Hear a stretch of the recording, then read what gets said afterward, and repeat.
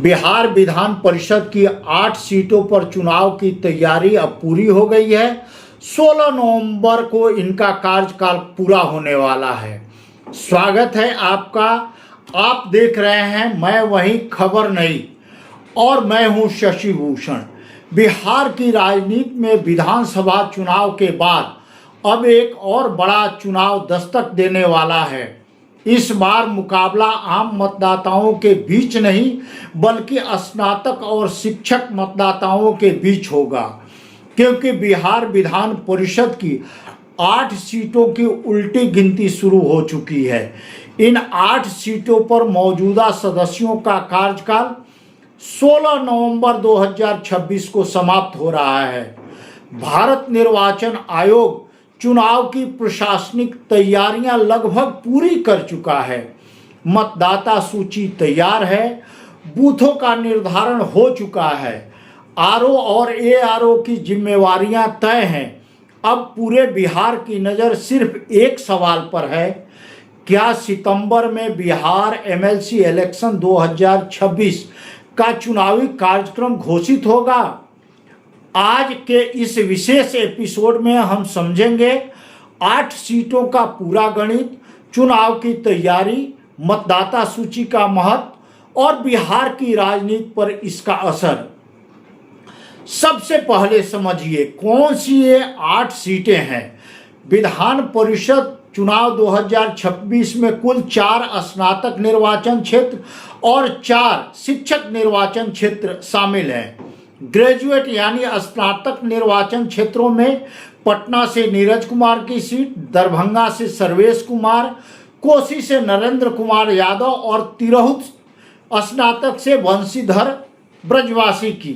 वहीं शिक्षक निर्वाचन क्षेत्रों में पटना शिक्षक निर्वाचन से प्रोफेसर नवल किशोर यादव, दरभंगा शिक्षक निर्वाचन क्षेत्र से डॉक्टर मदन मोहन झा, सारण शिक्षक निर्वाचन क्षेत्र से अफाक अहमद और तिरहुत शिक्षक निर्वाचन क्षेत्र से संजय कुमार सिंह। इन सभी 8 सदस्यों का कार्यकाल 16 नवंबर 26 को समाप्त हो रहा है, यानी अब इन सीटों पर नए प्रतिनिधियों को चुनने की प्रक्रिया शुरू होने वाली है।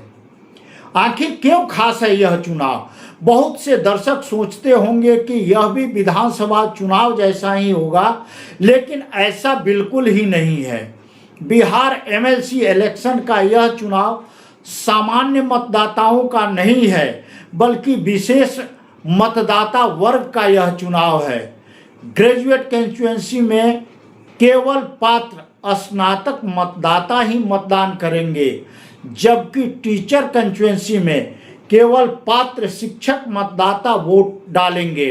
यानी यहाँ सबसे बड़ी ताकत है मतदाता सूची, जिसका नाम सही निर्वाचन क्षेत्र की वोटर लिस्ट में होगा वही मतदान कर सकेंगे।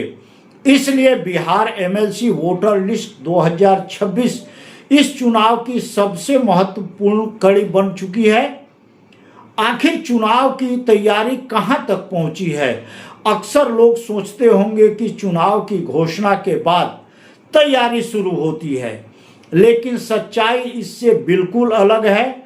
भारत निर्वाचन आयोग चुनाव की तारीख घोषित होने से कई महीने पहले ही पूरी चुनावी मशीनरी को सक्रिय कर देता है। इस बार भी मतदाता सूची तैयार की जा चुकी है, मतदान केंद्रों यानी बूथ तय किए जा चुके हैं, रिटर्निंग ऑफिसर और असिस्टेंट रिटर्निंग ऑफिसर की नियुक्ति पूरी हो चुकी है। प्रशासनिक स्तर पर चुनाव कराने की पूरी रूपरेखा भी तैयार है, यानी अब केवल इलेक्शन नोटिफिकेशन का ही इंतजार है। अब आपके मन में यह सवाल उठेगा कि आखिर सितंबर क्यों सबसे अहम महीना है एमएलसी चुनाव के लिए। राजनीतिक गलियारों ही नहीं, हर जगह चर्चा तेज हो गई है कि सितंबर में बिहार विधान परिषद 2026 का कार्यकाल सामने आ सकता है।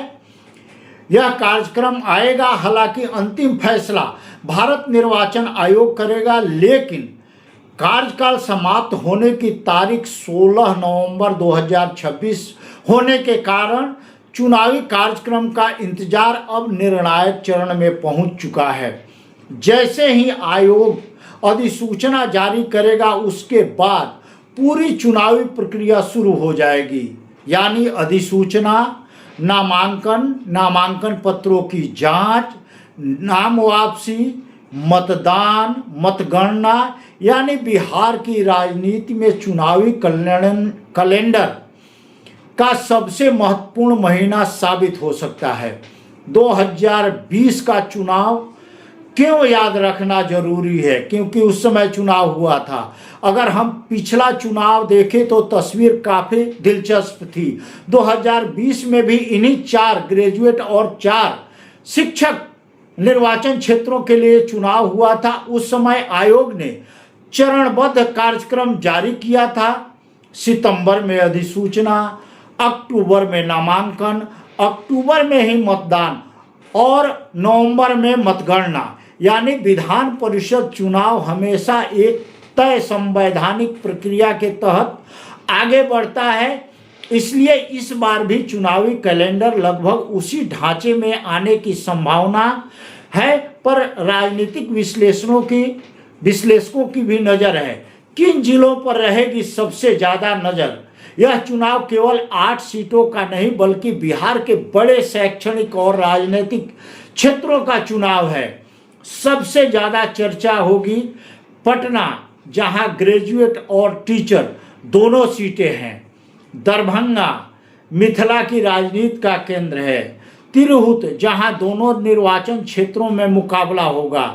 कोसी स्नातक सीट का बड़ा राजनीतिक क्षेत्र है।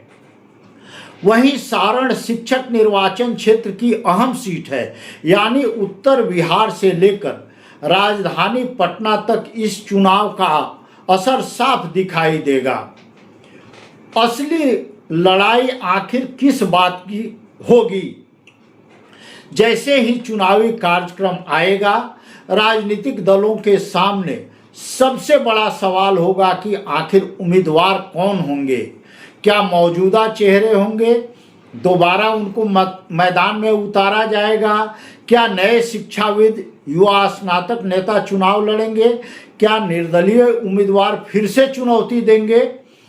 ग्रेजुएट कंस्टिट्यूएंसी में शिक्षित मतदाताओं का जो मुद्दा होगा वह रोजगार होगा, विश्वविद्यालय और युवाओं की राजनीति होगी। जबकि टीचर कंस्टिट्यूएंसी में शिक्षकों की सेवा शर्त, शिक्षकों के अधिकार और शिक्षा व्यवस्था सबसे बड़ा चुनावी मुद्दा बन सकता है। मतदाताओं के लिए सबसे जरूरी सलाह, अगर आप ग्रेजुएट या टीचर कंस्टिट्यूएंसी के मतदाता हैं तो चुनाव कार्यक्रम जारी होते ही सबसे पहले अपना नाम बिहार एमएलसी वोटर लिस्ट 2026 में अभी जांच लें। और यह भी याद रखें कि सामान्य विधानसभा वोटर लिस्ट में नाम होना और विधान परिषद की विशेष मतदाता सूची में नाम होना दोनों अलग अलग बातें हैं। इसलिए मतदान से पहले अपने निर्वाचन क्षेत्र मतदाता विवरण की पुष्टि जरूर कर लें। बिहार की राजनीति के 3 सबसे बड़े अब सवाल कौन सा है? पहला, चुनाव कार्यक्रम कब घोषित होगा? दूसरा, 8 सीटों पर किस दल का उम्मीदवार कौन होगा, जो अभी तैयारी शुरू कर चुके हैं लोग। तीसरा, क्या ग्रेजुएट और टीचर कंस्टिट्यूएंसी में पुराने समीकरण कायम रहेंगे या नए राजनीतिक बदलाव देखने को मिलेंगे? इन सवालों के जवाब आने वाले दिनों में मिलेंगे, लेकिन इतना तय है कि बिहार एमएलसी इलेक्शन 2026 अब केवल एक संभावना नहीं है, बल्कि बिहार की अगली राजनीतिक लड़ाई बनने जा रहा है। 16 नवंबर 2026 की समय सीमा तय है।